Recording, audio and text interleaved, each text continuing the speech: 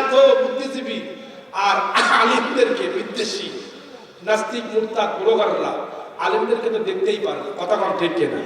হুজুরদেরকে নাম শুনলেই চুলকানি শুরু হয়ে যায়, সে হলো আজা খাওয়া। কথা কম। সর্বনাশ। আমার দেশের যেভাবে দেশ চলতেছিল, আমরা যদি এইভাবে দেশটা চালাতাম, না জানি আল্লাহর গজব কোন দিন নাজিল হতো। তার আগে আল্লাহ তাআলা বললেন যে তুই দুনিয়াতে যে জুলুম করেছিস দেশের জনগণ আর মানবে না। আমি আল্লাহ আমার পক্ষ থেকে বিচার ব্যবস্থা, দেশের বীর সেনানী সিপাহ সালার ছেলেরা বুক পাতায় রাস্তায় নামলো, বাতিল পালাতে বাধ্য হয়েছে। কথা কোন ঠিক কিনা? এজন্য খলিফাতুল মুসলিমিন ওমর রাদিয়াল্লাহু আনহু টান করে ঘুম পাড়তেছেন, কাছে গিয়ে বললেন কে? কাইনি আমাদের খলিফা, ইনি আমাদের রাষ্ট্রপ্রধান। কাছে গিয়ে সালাম জানালেন, বললেন খলিফা আপনি কি সেই খলিফা? কাছে গিয়ে দেখেন ওই যে রাত্রিবেলায় যে পথিকটা আদার বস্তা নিয়ে মাথায় তুলে ওমর রাদিয়াল্লাহু খাবারটা দিয়ে এসেছিলেন। কাছে গিয়ে বলেন পথিক আপনি? তার পাশে ছিলেন কিছু সাহাবায়ে কেরাম দাঁড়ানো ছিলেন, বলতেছেন মা তুমি চিনতে পারো নাই? উনি আমাদের খলিফা আমিরুল মুমিনিন হযরত ওমর রাদিয়াল্লাহু তাআলা। এবার মা মহিলাটি এবার হাওমাও করে কান্না শুরু করে দিলেন, চোখ দিয়ে টস করে পানি পড়ে গেল, আর বললেন আরে এই প্রেসিডেন্টটাকে তো আমি গালি দিয়েছিলাম সেদিন, আপনি রাজার দেশের বাদশা, আপনি তো পরিচয় দেন নাই। হযরত ওমর রাদিয়াল্লাহু তাআলা বলেন মা সেই দিন এই জন্য পরিচয় দেই নাই, কিয়ামতের দিন আমি আপনার হাতটা ধরে বলি আপনি আল্লাহর আসামির কাঠগড়ায় আমার ব্যাপারে মামলা দেবেন না, আমাকে আসামির কাঠগড়ায় আপনি দাঁড় করাবেন না।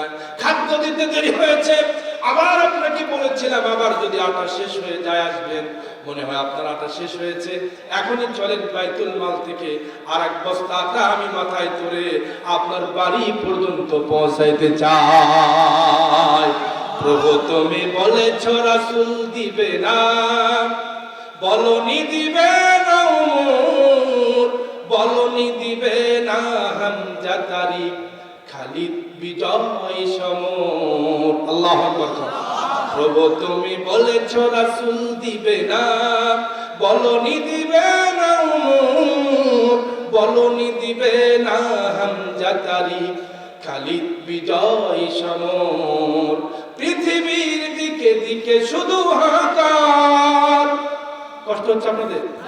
ভাইজান আমি কিন্তু সেরে দেবো, কষ্ট হচ্ছে ভাই? ওটাউটি করবেন না, আমি সেরে দেবো ইনশাল্লাহ। ভাইজান আমি আলোচনার দিকে যাবো না, আমি মূল আলোচনার দিকে আসতেছি। শোনেন, ওমর রাদিয়াল্লাহু তাআলা বললেন শোনো মা, আমি তো সেই খলিফা, আমি তো সেই প্রেসিডেন্ট, আপনি চিন্তা করবেন না, কিয়ামতের দিন আমার বিরুদ্ধে মামলা দিবেন না। আটার বস্তা হযরত ওমর রাদিয়াল্লাহু মাথায় নিয়া হযরত ওমর রাদিয়াল্লাহু আমার বাড়িতে গেলেন, আবার এক বস্তা আটা দিয়ে দিলেন। এমন একজন শাসক, এমন একজন সুন্দর ন্যায় বিচারক আমার বাংলার জমিনের জন্য চাই কিনা? তাহলে এক নম্বরের কারণ হলো মা সালাকাকুম ফি সাকার। দুই নম্বরের কারণ হলো লাম নাকু মিনাল মুসাল্লিনা ওয়া লাম নাকু নুতঈমুল মিসকিন। তারা মিসকিনদেরকে খাবার দিত না, মুসাফিরদেরকে, গরিবদেরকে, অসহায়দেরকে আমরা খাবার দেই না। জাহান্নামে যাওয়ার দুই নম্বর কারণ হলো বান্দা গরিবদেরকে খাবার দিতে চায় না। জোরে কোন ঠিক কিনা?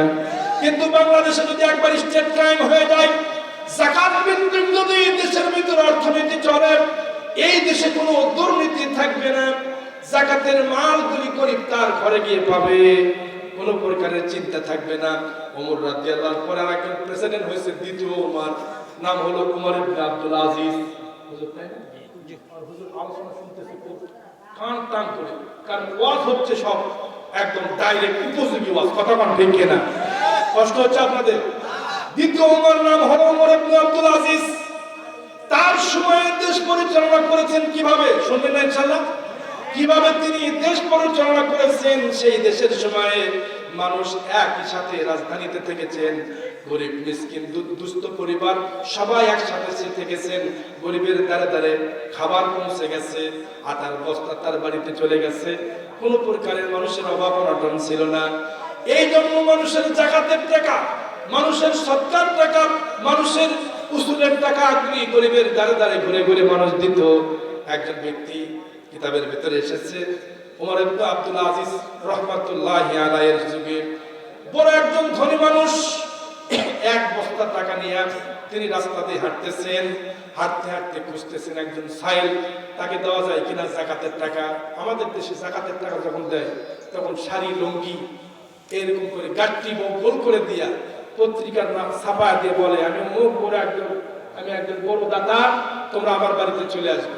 এরকম দান করতে গিয়ে আমরা দেখেছি, পত্রিকার ছবি আমরা দেখেছি, 3-4 জন মহিলা পিষ্ট হয়ে মানুষের পদচারণায় এত বেশি লোক চলে এসেছে একটা শাড়ি নেওয়ার জন্য, একটা লুঙ্গি নেওয়ার জন্য। এই টাকা মুসলমানদের হাতে দেওয়ার কথা ছিল, তা না দিয়া তিনি বাড়িতে একটা বড় লিফলেট লাগাই দিয়েছেন, পত্রিকায় ছবি দিয়েছেন, স্ট্যাটাস দিয়েছেন, সোশ্যাল মিডিয়ায় জানায় দিয়েছে আসুন অমুক চেয়ারম্যান সাহেবের বাড়িতে প্রায় কয়েক লক্ষ টাকার শাড়ি গহনা দেওয়া হবে। এরকম যখন ঘোষণা শুনেছে মানুষ হুমড়ি খেয়ে সেখানে পড়ে গেছে। এই মানুষের এত বেশি ভিড়, যার নিচে মানুষ পিষ্ট হয়ে 2-3 জন বৃদ্ধ মানুষ মারা গেল। আপনারাই বলেন এরকম জাকাত কি আল্লাহ দিতে বলছেন? জাকাতের কোনো শাড়ি লুঙ্গি হতে পারে না। আপনি জাকাতের টাকা হকুল সাইল ওয়াল মাহরুম, যারা সাইল, যারা প্রতিবন্ধী, যারা কষ্টে দিনপাত করে, তাদের কাছে আপনার সম্পদ দেওয়া লাগবে হাতে হাতে। কথা বলেন ঠিক কিনা? জোরে বলেন ঠিক কিনা? ওমর ইবনে আব্দুল আজিজ তার খলিফার সময় লোকেরা 1 বস্তা টাকা নিয়ে ধনী একজন ব্যক্তির মাথার উপরে করে 3 দিন পর্যন্ত সম্পদ নিয়ে ঘুরতেছেন। কয় দিন? ঘুমায় গেছেন? লিল্লাহি তাকবীর। ঠিক আছে, সবাই সবসময় স্টার্ট থাকবেন। 3 দিন পর্যন্ত লোকটি ঘুরতেছেন, ঘুরতে ঘুরতে জোহরের নামাজের সময় একটা সামনে পুকুর পেয়েছে, ঘাট বান্ধা, সেখানে ওযু করতেছিলেন। ওযু করে একটু বিশ্রাম নেবে, একটু আজান একটু পরেই হবে, ওই জায়গায় ঝিমাচ্ছেন। পাশেই দেখে আরেক পারে একজন ব্যক্তি 1 বস্তা টাকা, এরকম বিশাল বড় বস্তা টাকা নিয়ে তিনিও আরেক পাশে ওযু করতেছেন। জোরে কন্যা আল্লাহু আকবার। লোকটি 3 দিন পর্যন্ত ফকির খুঁজতেছেন, গরিব খুঁজতেছেন, গরিব কোথায় খুঁজে পাওয়া যায়। এইবার তিনি চিন্তা করলেন, আরে ওই যে লোকটা ওযু করতেছে, দেখতেছি চেহারার ভিতরে মলিনতা, তার চেহারার ভিতরে একদম চোখটা ডেবে গেছে, পোশাকগুলি কালো হয়ে গেছে, পাঞ্জাবি পিছন থেকে ঘুষতে ঘুষতে একদম কোমর পর্যন্ত চলে আসছে, ইস্ত্রি করে নাই, লন্ডি করে না, এরকম করে নাই, যার কারণে পিছনে ঘুষতে ঘুষতে অনেক দরবেশ দেখবেন এরকম আছে, এরকম যখন কাপড়টা আয়রন করবে তখন কাপড়টা চিকচিকে থাকবে। কথা বল ঠিক কিনা? এরকম ব্যবস্থা 7 দিন ধরে সে ঘুরতেছে, চেষ্টা করতেছে জাকাতের সম্পদ দেওয়ার জন্য। লোকটি খুঁজতে খুঁজতে সামনে দিকে বলতেছেন, ভাই আসসালামু আলাইকুম। বলছে ওয়ালাইকুম আসসালাম। ভাই আমি 3 দিন থেকে খুঁজতেছি, এই যে 1 বস্তা টাকা, এই টাকাগুলি আমি গরিব মানুষ খুঁজতেছি, আপনাকে আমি পাইছি। এবার একটা লোক, আপনি দয়া করে আমাকে মুক্ত করেন ভাই, আমি খুব বিপদে আছি, 1 বস্তা টাকা আপনি একটু দয়া করে নিয়ে যান, আমি বড় টেনশনে আছি, 3 দিন থেকে বুঝতেছি। কয় দিন? এ পাশে ভাইরা কয় না গো, কয় দিন? সবাই একসাথে কোন কয় দিন? লোকটি এখন মাথা চুলকায় বলতেছে, ভাইজান আপনি হলো 3 দিন। তুমি আপনি কি মনে করছেন আমাকে? আপনি কি আমাকে মনে করছেন আমি ফকির? কি মনে করছেন গো? আপনি কি মনে করছেন আমি ফকির? কয় বিঘে জমি আছে আপনি কম কোন করতে জমি আছে কম আছে না দেখেন না, একদম সামনে হুমড়ি থাকা বলতেছে, আপনি এত বড় সাহস, আপনি আমাকে কি মনে করছেন? পোশাক দেখে মনে হচ্ছে না? আমাদের এলাকায় ভাইজান একজন 80 বিঘে একজন জমি লোক, লোকটি আসরের নামাজের সময় দেখি এই যে কোনো মতে একটা গামছা দিয়া ঘাড়ের উপরে দিয়া মাল কাঁচা বাইরে ওই যে জমিতে ঘাস নিয়ে হচ্ছে। আপনাদের এলাকায় কিছু নেই? কি ওয়াজ করবো, সব ফেলা ভিড় থাকছে, আসে না?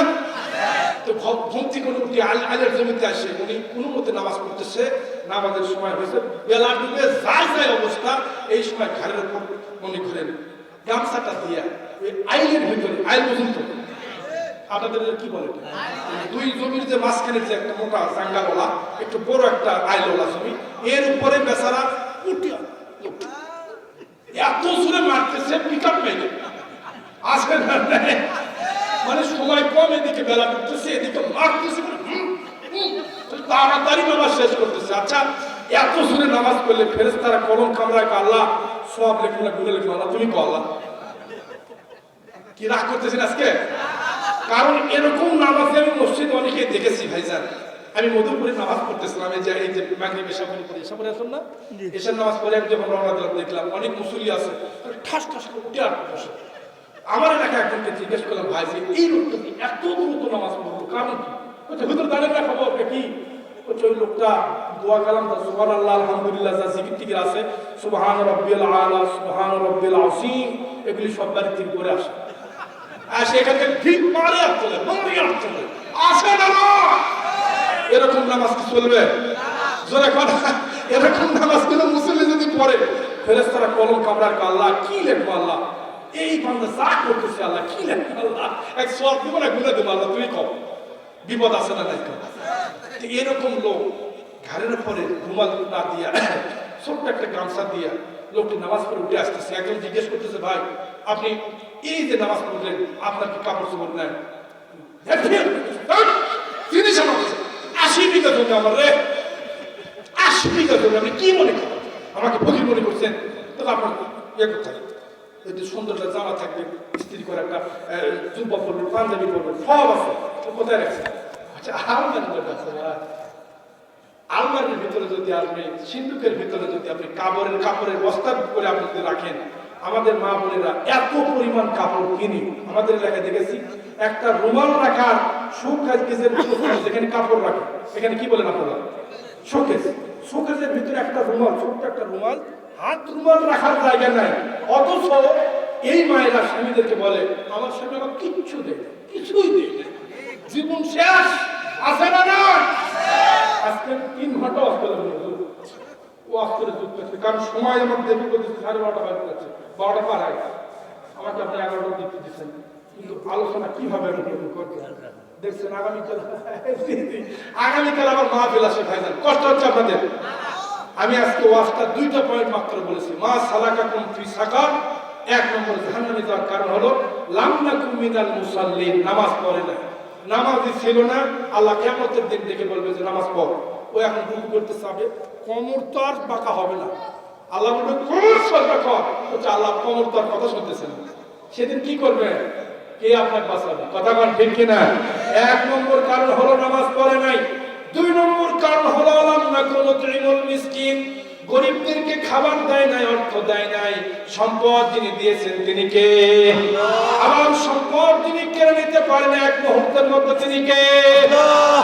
সে আল্লাহ তাআলার বান্দা। বিশাল বড় গাট্টি বস্তা নিয়ে বলতেছেন আপনি কি মনে করেছেন আমাকে আমি গরিব মানুষ? কি মনে করছেন মিয়া? আপনি কয়েকদিন হলো মানুষের কাছে ঘুরতেছেন, বলতেছে আমি আজ থেকে 3 দিন ধরে মানুষের দ্বারে দ্বারে বিশাল বড় বস্তা নিয়ে মানুষের দ্বারে দ্বারে ঘুরতেছিলাম, কিন্তু আমার এই সদকার টাকা যাকাতের টাকা কেউ নেয় না।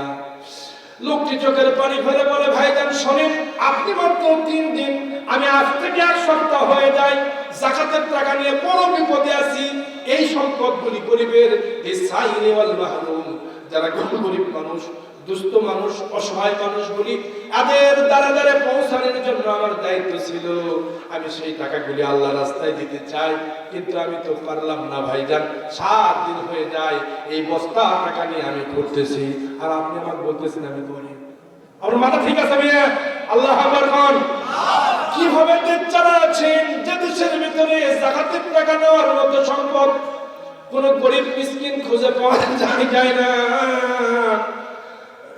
আমার দেশে যদি রাষ্ট্রীয় ব্যবস্থায় কোরআনটা যদি সংসদে একবার দেওয়া যেত, তাহলে সংসদ থেকে আইন পাস হতো যার জমি 30 বিঘা আছে, 1 বিঘা জমিতে 20 মণ ধান হইলে 1 মণ ধান যদি সেচ দিয়ে দেওয়া লাগে, যদি আপনি এই যে ডিপ টিউবওয়েলের পানি দিয়ে সেচ দিয়ে দেন, তাহলে 1 মণ ধান আপনি রাষ্ট্রীয় খাতে দেওয়া লাগবে। কথা কোন ঠিক কিনা? আমার ভাই বুঝতে পারছেন? আমার ভাইরা, এই জন্য আইন ছিল আল্লাহ যে আপনি যদি ওষুধ দিতে চান, সম্পদ যদি আল্লাহ রাস্তায় না দেন, এই সম্পদ কিয়ামতের দিন বিপদের কারণ হবে। মাল ওয়াল বানুন, সম্পদ কিয়ামতের দিন বড় বিপদ হয়ে যাবে। আপনি আল্লাহ রাস্তায় যাকাত দেন নাই, আল্লাহ রাস্তায় সদকা দেন নাই, কিয়ামতের দিনে সম্পদগুলি আপনার গলার ভিতরে বড় বড় সাপ বানায় দেওয়া হবে, চোয়ালের ভিতরে গোস্ত টেনে একদম ছিঁড়ে ফেলবে। সাপগুলি বড় বড় এমন সাপ, যে সাপ পৃথিবীতে কেউ দেখে না, গলার ভিতরে পেঁচা দিয়া সবগুলি তার চোয়ালের গোস্তগুলি টেনে টেনে ছিঁড়ে খাবে, আবার গোস্তগুলি হয়ে যাবে। বলা হবে তোমরা কারা? বলবে যে আনা মালুকা ওয়া আনা কানজু, আমি তোমার ধনভাণ্ডার, আমি তোমার সম্পদ। তুমি তো যাকাত আল্লাহর রাস্তায় দাও নাই। ইসলাম যদি বিজয় হয়, ইসলাম কোরআন যদি বিজয় হয়, সংসদে যদি একবার কোরআন যায়, গরিবের খাবার বাড়ি বসে বসে আটার বস্তা পাবে, এরকম একটা দেশ আমরা চাই কিনা? জোরে বলেন, গরিব ভাইয়ের আমরা চাই কিনা? গরিবের আবার বেজার হয়ে মানে খুশি হইলেন, গরিবের আবার মানে ধনী তারা আবার বেজার হইন না ভাইজান। আপনাদের জন্য সুসংবাদ হলো, আপনি যদি আল্লাহ রাস্তায় যাকাত দিয়ে দেন, কিয়ামতের ময়দানে মুসিবতের দিনে আপনার সম্পদের আর হিসাব হবে না। এই হিসাব না হয়ে উসমান গনি জিন্নুরাইন রাদিয়াল্লাহু তাআলা আনহু একই কাতারে আপনি হযরত উসমান রাদিয়াল্লাহর কাতারে আপনি নিজেও দাঁড়ায় যাবেন। আল্লাহ, আজকে কোরআনের প্যান্ডেল থেকে এতটুকুই দাবি করলাম মালিক, এই জান্নাতের প্যান্ডেল থেকে দুইটি পয়েন্ট নিয়ে কথা বলেছি। জাহান্নামে যাওয়ার দুইটা কারণ আমি সূরা নাজিয়ার ভিতরে দুইটা বলেছি, আর সূরা মুদাসসির থেকে দুইটা বলেছি। সর্বসাফল্য করছি কয়টা? চারটা। জোরে বলেন, কয়টা? চারটা। আরো দুইটা বাকি আছে, জাহান্নামে যাওয়ার রাস্তা দুইটা আরো বাকি আছে, আর জান্নাতে যাবেন কেমনি তার জন্য আল্লাহ দুইটা আমল করতে বলেছেন। জোরে কোন কয়টা? আল্লাহ তাআলা বলেন, ফাম্মা মান তাগা ওয়া আসারাল হায়াতাদ দুনিয়া ফাইন্নাল জাহিমা হিয়াল মাওয়া ওয়া আম্মা মান খাফা মাকামা রাব্বিহি ওয়া নাহান নাফসা আনিল হাওয়া ফাইন্নাল জান্নাতা হিয়াল মাওয়া। আল্লাহু আকবার। দুই নম্বর দুইটি কারণ হলো জান্নাতে যাওয়ার। ফাম্মা মান খাফা, যে ব্যক্তি ভয় করে, মাকামা রাব্বিহি, আল্লাহর সামনে দাঁড়ানোকে, আল্লাহর সামনে দাঁড়াতে হবে, আমি কি বিচার দেব আল্লাহ গো, আমি তোমার সামনে দাঁড়াবো, কি হিসাব দেব, কি বিচার দেব, এই যদি তার জ্ঞান থাকে, এটাই যদি তার জীবনের সবচেয়ে আসল বস্তু হয়, ওই বান্দা কোনোদিন চুরি করতে পারে না, ওই বান্দা কোনোদিন ধর্ষণ করতে পারে না।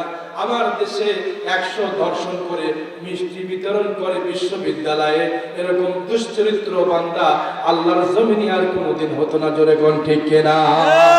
মাকাম রাব্বিহি, আল্লাহর সামনে দাঁড়ানোকে ভয় করে, আল্লাহর কাছে কি বিচার দিব, কি হিসাব দিব।